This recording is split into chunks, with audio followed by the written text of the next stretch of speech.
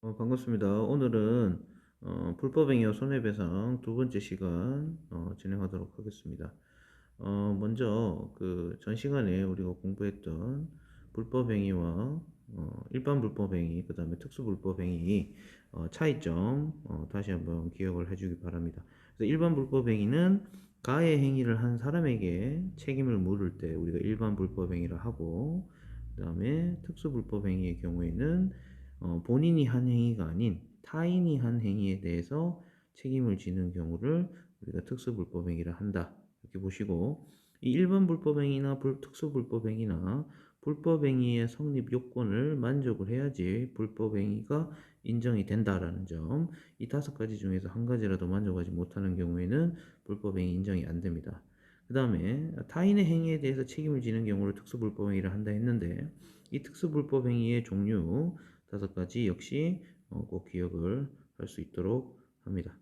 자, 오늘은 전 시간에 이어서 좀 더 공부하기 부분 하고 문제 풀어보도록 하겠습니다. 먼저 위자료입니다.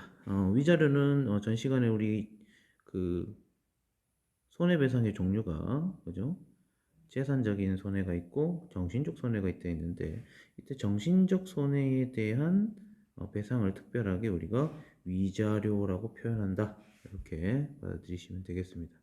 그래서 위자료 역시 금전 배상의 원칙이므로 금전으로 배상을 하는 것이 원칙입니다. 자, 그 다음에 공작물 등의 점유자 소유자 책임 중에서 좀 특별한 사례가 하나 있어서 넣어놨습니다. 좀 오래된 판례이긴 한데요. 먼저 갑은 부엌이 딸려있는 방 한 칸을 임차하였다 했습니다. 그러면 이런 사례가 나왔을 때 여러분들 갑은 그러면 어디에 해당되느냐? 점유자냐 소유자냐? 갑이 지금 임차했죠. 임차했단 말은 이제 빌렸다 이 말이에요. 따라서 갑이 뭐가 됩니까? 예, 점유자가 되는 거죠. 점유자가 되고요. 그 다음에 임차한 지 6개월 만에 부엌의 벽면에 설치된 연탄 아궁이에서 연탄불을 피워놓고 잠을 자다가 연탄이 연소되면서 발생한 일산화탄소가 부엌과 방 사이에 갈라진 틈으로 스며들어 가스에 중독되는 상해를 입었다. 그럼 누가 중독된 거예요? 그렇죠. 갑이 중독된 거죠. 그러면 임, 임, 어, 이 집의 소유자는 누구냐? 바로 소유자는 을입니다. 을이 바로 소유자다. 그죠? 자, 그럼 이 손해에 대한 원인은 어디에 있던 거예요? 바로, 그죠? 어, 방과 부엌 사이에 갈라진 틈이 문제인 거죠. 이 공작물입니다. 건물 내에 어떤 하자가 문제인 겁니다. 따라서 이 공작물로 인한 피해를 갑이 입었다. 이런 경우죠. 그래서 이 경우에는 점유자가 소유자를 상대로 손해배상을 청구하는 그런 소송이었는데, 법원에서 어떻게 판단했는지 보겠습니다. 을에게 소유자로서의 공작물 책임을 인정하면서도 임차인 갑에게도 연탄가스가 방에 스며들지 않도록 조처하지 않은 과실이 있다 하여 50% 과실상계를 인정했다. 여기서 과실상계라면 우리 보통 이제 교통사고가 나는 경우에 뭐 20대 80, 그죠? 뭐 아니면 뭐 30대 70, 이런 식으로 어떤 한쪽이 일방적으로 잘못한 경우가 잘 없어요. 그래서 너는 20의 잘못이 있고 너는 80의 잘못이 있으면 그 어떤 손해에 대해서 20대 80으로 서로 배상을 하는 거죠.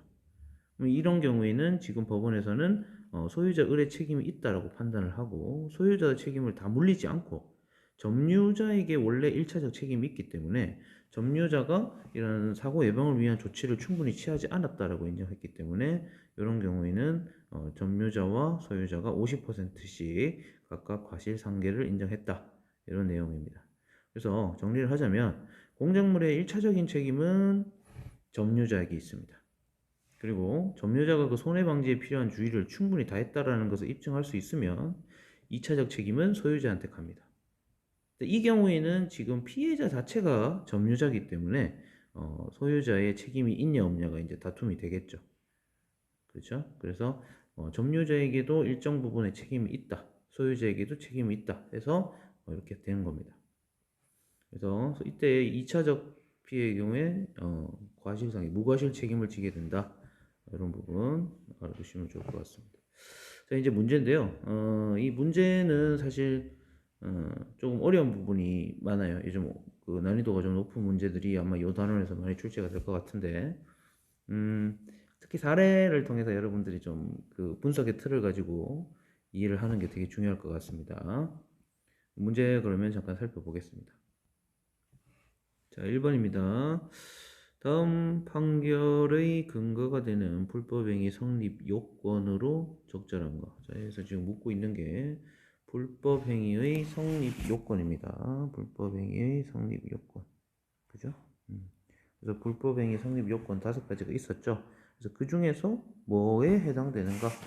그걸 살펴보는 건데, 내용을 좀 보겠습니다. 법원은 갑이 1년 전에 발생한 교통사고로 인해서 신경증 정도가 더욱 심해졌다니. 자, 그러면 지금 갑은, 그죠? 여기서 갑은 어떤 사람이에요?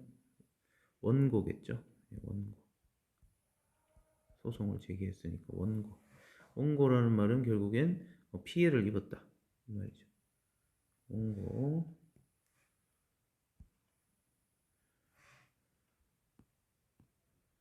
원고가 됩니다. 그 다음에, 신경증 정도가 심해졌다. 그럼 신경증이 이제 피해가 되겠죠. 자, 그런데 법원에서 이를 기각했대요. 여러분, 기각이 뭐예요? 기각. 보통 이제 기각을 했단 말은 결국 법원에서 원고 측의 입장을 받아들이지 않다. 즉, 원고의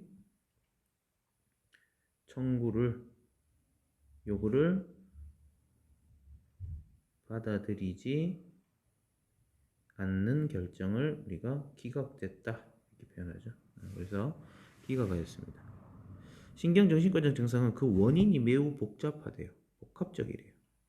그리고 지금 사고 난 지 1년이 지났죠. 사고 이후에 회복이 위한 자기 노력의 정도와 심리적 동기 등의 부상 정도가 심하게 다를 수가 있다.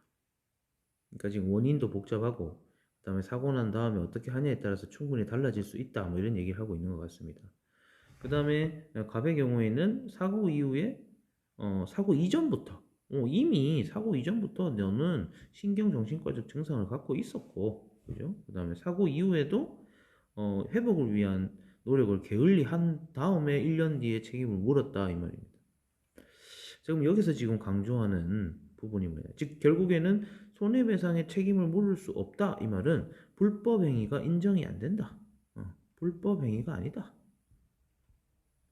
그러면 그 불법행위 성립 요건 중에서 뭐가 갖추어지지 않아서 그러냐 이거죠. 첫 번째입니다. 가해 행위에 관하여 가해자의 고의 또는 과실이 있어야 된다. 지금 법원에서 고의가 없다, 과실이 없다 이런 말 한 적이 없죠. 그죠? 그래서 이거랑 관계가 없는 것 같고요. 물론 중요한 요건입니다. 그 다음에 가해 행위와 손해 발생 간에 상당한 인과관계가 존재해야 된다. 그렇죠. 지금 여기 경우에 가해 행위가 뭐예요? 사고죠. 사고고 손해가 뭡니까? 신경증이죠. 즉, 이 신경증이 발생한 원인이 이 사고여야 하는데 뭐라고 얘기했어요? 신경정신과적 증상은 그 원인이 매우 뭐하대? 복합적이래. 그리고 사고 후에 1년이 지났고 네가 회복을 위한 여러 노력을 안 했다. 그러면 그 1년 동안에 다른 원인도 있을 수 있다 이 말 아니에요. 그렇죠? 따라서 이게 원인이고 이게 결과여야 되는데 이거에 대한 현상의 원인이 다른 거일 수도 있다라는 거예요. 그죠? 다른 거일 수도 있다. 따라서 사고에 의해서 신경증이 생겼다라고 보기 어렵다. 따라서 불법 행위가 아니다라고 판단을 한 겁니다. 그래서 정답은 2번이 되겠습니다. 자, 그 다음에 피해자에게 일정한 손해, 신경증이라는 손해가 생겼죠. 그 다음에 가해 행위가 위법성을 가져야 한다. 뭐 교통사고의 경우에 도로교통법 위반을 한 경우가 되겠습니다. 그 다음에 가해자는 책임 능력이 있어야 된다. 지금 가해자의 경우에 뭐 초등학생이다 이런 말이 없죠. 그리고 소송을 제기했다 이 말은 결국 책임 능력은 가지고 있다 이렇게 볼 수 있습니다. 그래서 여기서 강조하는 건 2번이다. 이렇게 보시고요. 자, 그 다음에 2번. 다음 사례에 대한 법적 판단 옳은 거 했습니다. 자, 2017년 수능 문제인데 갑은 상가 건물을 매입하여 미용실을 경영하고 있다 했습니다. 자, 그러면 그리고 을과 고용계약을 체결했고, 근데 을이 미성년자네요. 그죠? 미성년자라서 부모 동의 받고 난 다음에 계약을 체결했네요. 근데 을이 헤어드라이로 손님 병에 말리던 중, 머리를 말리던 중 두피에 화상을 입혔답니다. 자, 이제 요거 한번 분석을 해볼게요. 지금 누구누구 나와요? 갑이 나오고, 그 다음에 누가 나옵니까? 을이 나오죠.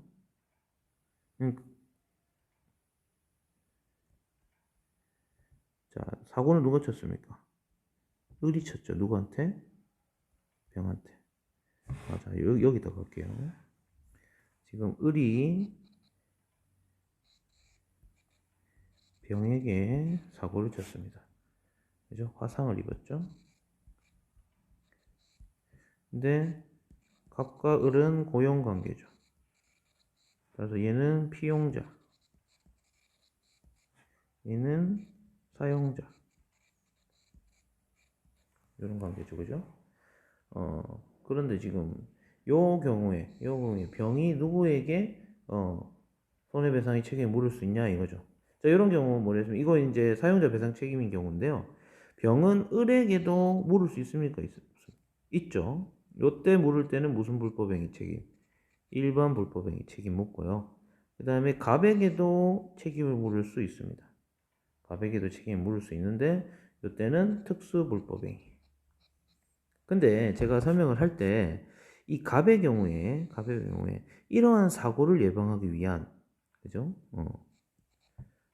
여러 가지 이런 발생한 사고 예방을 위한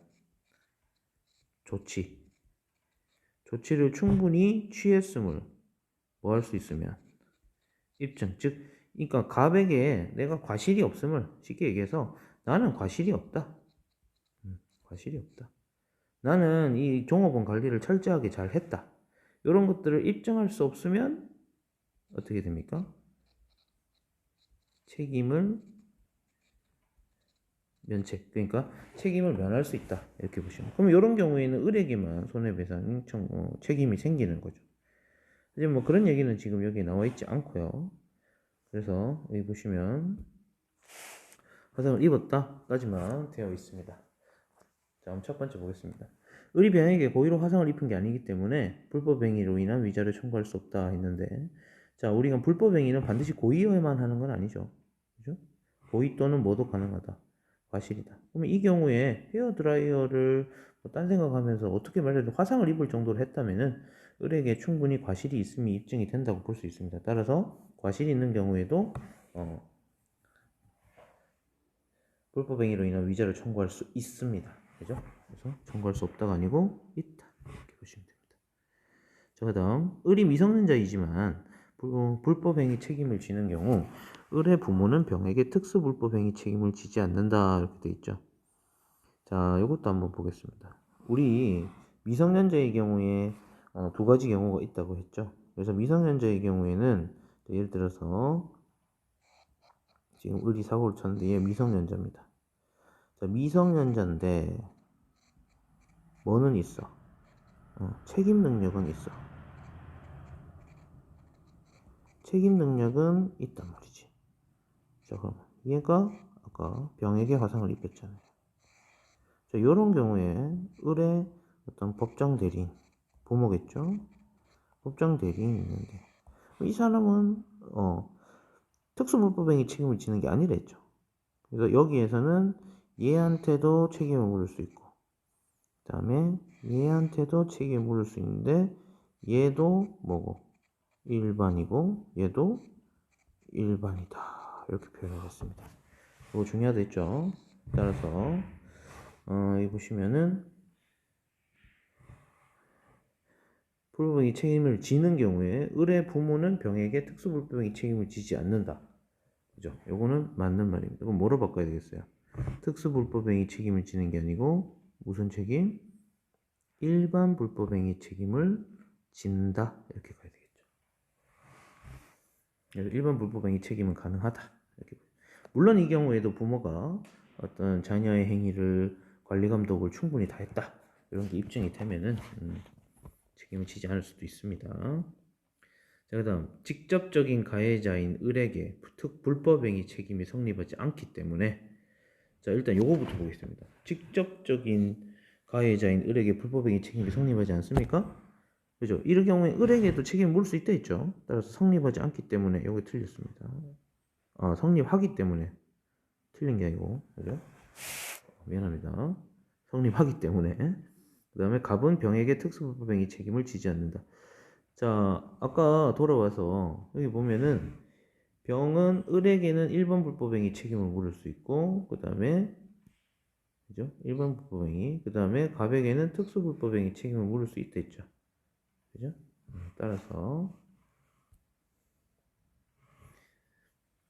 특수불법행위 책임을 지지 않는다가 아니고 그래도 사용자 배상 책임이 있다. 특수불법행위 책임을 진다. 다음 갑은 상각. 근데 이 경우에 갑이 어떤 을에게 어떤 그 사고 발생을 예방하기 위한 여러 가지 조치를 취했음을 입증할 수 있다면 이거는 을에게만 책임을 물을 수 있는 거죠. 책임이 면제될 수도 있습니다. 이런 경우에도.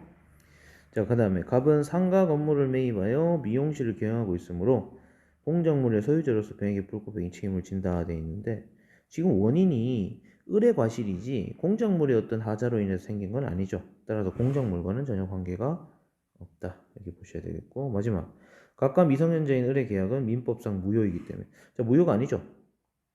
유효하죠. 왜냐하면 부모의 뭘 받았으니까 동의를 받았잖아요. 그리고 이것도 틀렸고요. 갑은 을의 사용자가 아니므로 병에게 붙죠. 갑은 유효하므로 갑은 을의 사용자가 맞습니다. 따라서 불법행위 책임을 질 수 있다. 이렇게 가야 되겠습니다. 자, 다음 문제 넘어가겠습니다. 자, 3번이죠.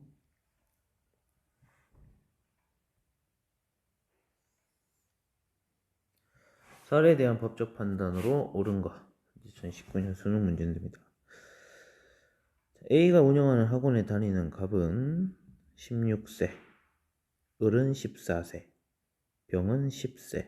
10세. 이 10세 얘는 뭡니까? 10세 얘는. 얘들은 다 미성년자인데 얘는 특별히 뭐가 없어요? 특수가 아니고 책임 능력이 없죠? 얘는 책임 능력이 없는 애입니다. 얘들은 책임 능력 있습니다. 책임. 그렇죠? 자, 서울 봤던 중 고용된 강사 B가 잠시 자리를 비운 사이에 정과 말다툼을 하게 되었고 그 과정에서 갑은 망을 보고 을과 병이 정을 때려서 5주의 치료를 요구하는 상해, 손해는 발생을 했네요. 그리고 정이 이제 폭행을 피하기 위해서 강의실을 뛰쳐나가서 택시기사 C를 밀어 C에게 2주의 치료, 요거는 이제 따로 봐야 되겠네, 그죠? 이거는 정이 가해자가 됩니다. 현재 갑을 병은 경찰에 조사받고 있으며 정은 A에게 남은 기간의 수강료에 대한 환불을 요구하고 있다. 이렇게 돼 있네요. 자, 이거를 한번 우리 정리를 한번 해볼게요. 자, 어떤 식으로 정리를 해야 될까요? 여기 보시면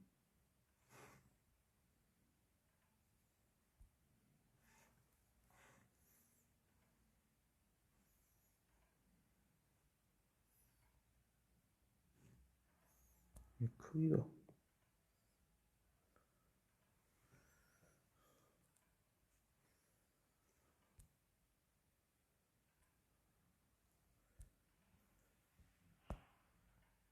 크기가 미안합니다. 자, 지금 여기 보면 갑하고 그죠? 갑하고 그 다음에 을하고 병이가 있죠. 병이가 있고 자, 얘 전부 다 미성년자. 근데 병은 책임 능력이 없다. 자, 그런데 얘들이 자, 여러분 이거 망 본 거 있죠? 망 본 것도 다 포함이 됩니다. 지금 여기 갑이 망을 봤다고 되어 있는데 망 보고 때리고 다 포함돼서 얘들은 공동불법행위입니다. 공동불법행위를 했다. 이렇게 보셔야 되겠어요. 그리고 정한테 피해를 입혔죠. 피해를 입혔죠. 공동불법행위 책임을 묻는 거다. 근데 이제 정이 뛰쳐나가면서 어떻습니까? 택시기사 C를 밀어가지고 C도 한 2주 입었죠. 또 가해행위를 했습니다. 자, 지금 이런 상황이죠.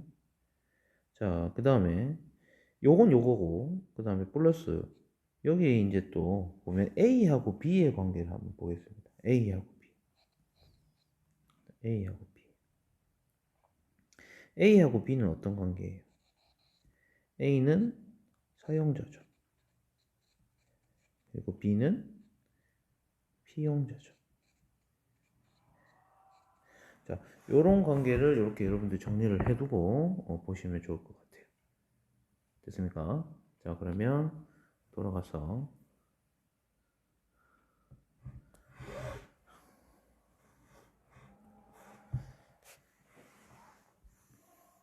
보겠습니다. 첫 번째 1번 정에 대한 의뢰 불법행위 책임이 인정되는 경우 정에 대한 의뢰 불법행위 책임이 인정되는 경우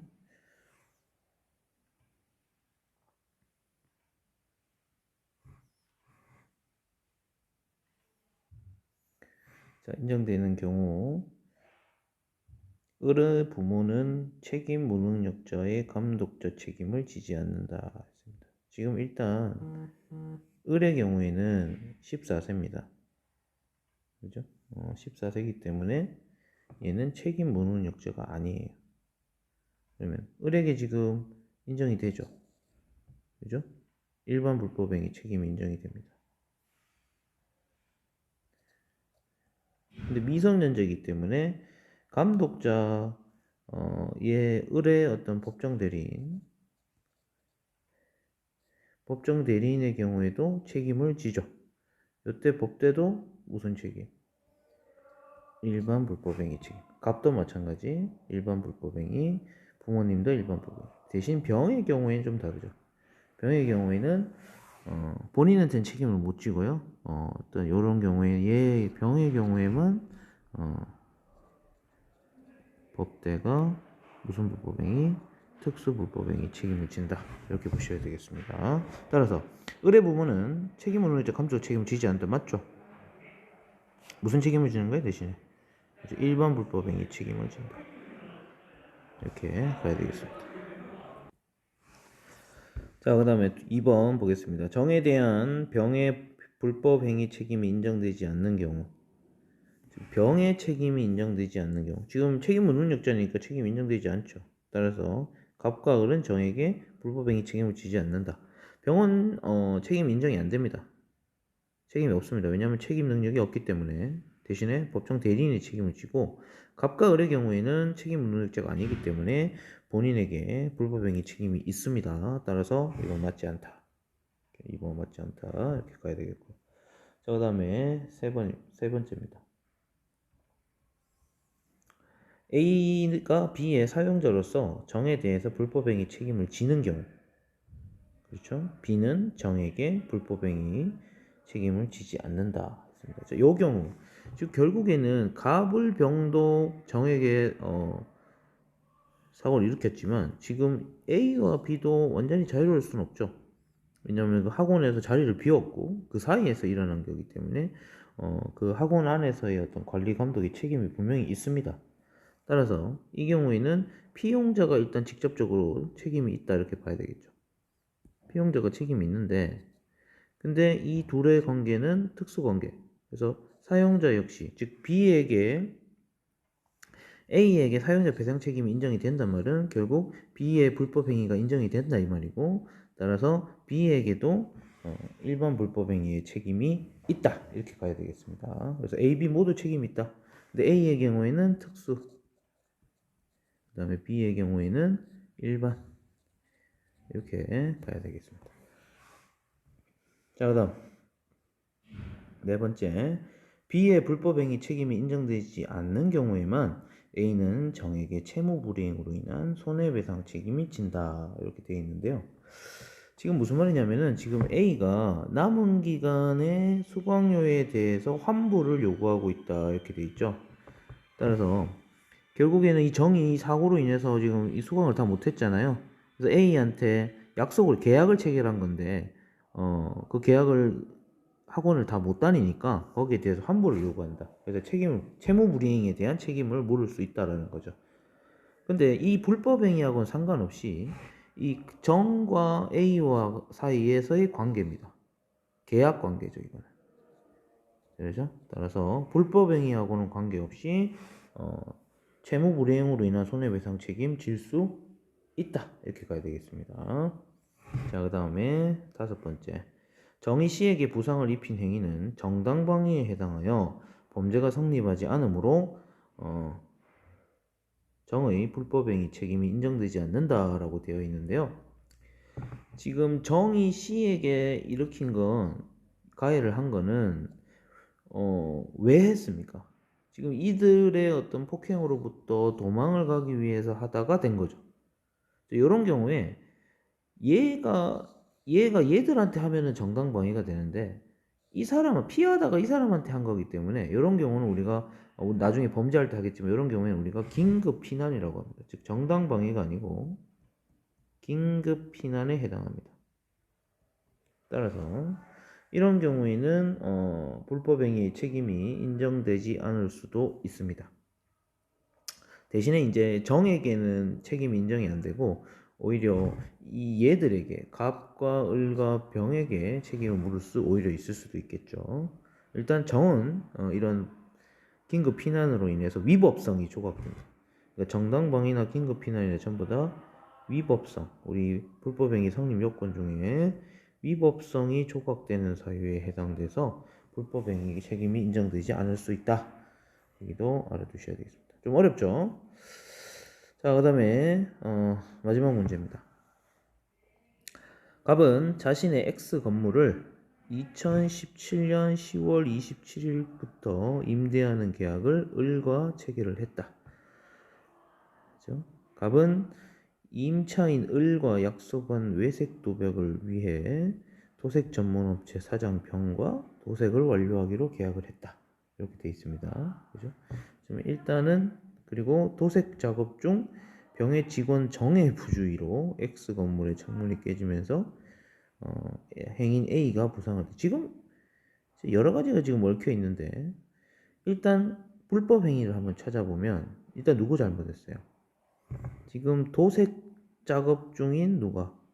병의 직원 정의 부주의로. 그러니까 지금 정이 사고를 친 겁니다.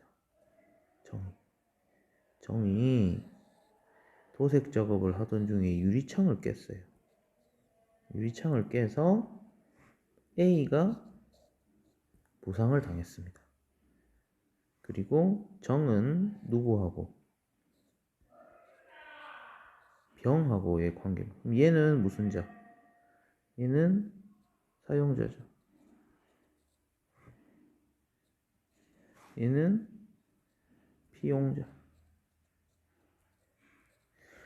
자, 제가 왜 공작물로 접근하는 게 아닙니다. 지금 이건 공작물로 접근하지 않는 이유는, 물론 유리가 깨져서 됐긴 했지만 그 유리가 깨진 원인이 정에게 있죠. 따라서 이거는 정이 한 행위다, 이렇게 봐야 되겠습니다.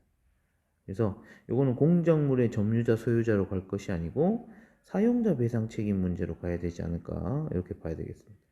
일단 A가 부상을 당했죠. 그럼 이 경우에 어떻게 하죠? 일단 정의 과실이 있으니까 정에게도 어떻게 합니까? 일반 불법행위 책임을 물을 수 있죠. 그죠? 그 다음에 병에게도, 자, 병에게 물을 때는 이게 무슨 책임이 됩니까? 특수 불법행위 책임이 됩니다.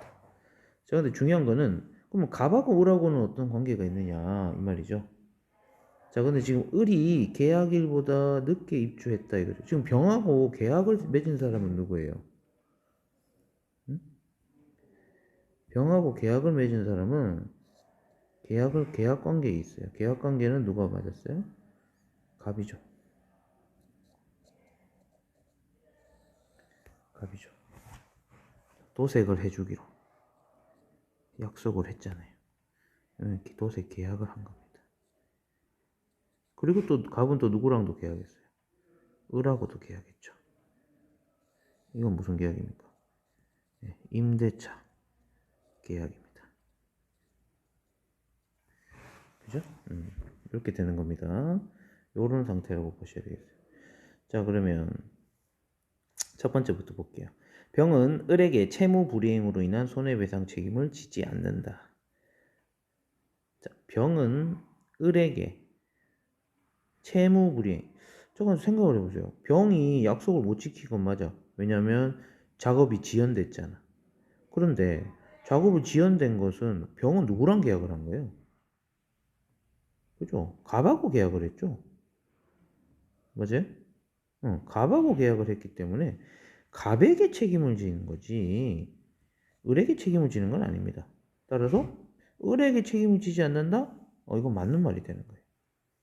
갑에게 책임이 있습니다. 갑에게 책임을 져야 되겠죠.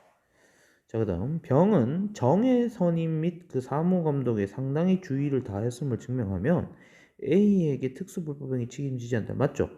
자, 이 경우에 병이 정의 사고가 발생하지 않도록 여러 가지 조치를 충분히 취했음을 입증할 수 있다면은 병은 면책이 됩니다. 즉 책임이 면해지기 때문에 특수불법행위 책임을 지지 않을 수 있다. 이것도 맞는 말입니다. 다음 병이 A에게 특수불법행위 책임을 지는 경우, 그죠? 병이 A에게 특수불법행위 책임을 지는 경우 정은 A에게 일반 불법행위 책임을 지지 않는다가 아니고 진다. 질 수 있다. 그죠? 지지 않는다가 아닙니다. 그죠? 따라서 이거 틀렸다. 마지막 리얼. 정은 갑에게 일반 불법행위 책임을 지지 않는다 했습니다. 갑에게 책임을 안 질까요? 지금 A만 피해를 입은 게 아니에요, 사실. A도 피해를 입었고 건물이 유리창이 깨지잖아요. 유리창 누구 거야? 저 유리창은 갑 거잖아요. 그럼 갑에게도 피해를 준 거죠. 유리창 재물을 손괴했잖아. 따라서 정은 갑에게 일반 불법행위 책임을 진다. 이렇게 가야 되겠죠. 지지 않는다가 아니고 진다. 따라서 이것도 틀렸어요. 그래서 정답은 1번 기억니은 되겠습니다. 자, 문제 푸는데 좀 시간이 오래 걸리는데요. 이번 강의는 여기까지 하고 다음 시간에 가족관계와 관련된 법 수업하겠습니다. 수고했습니다.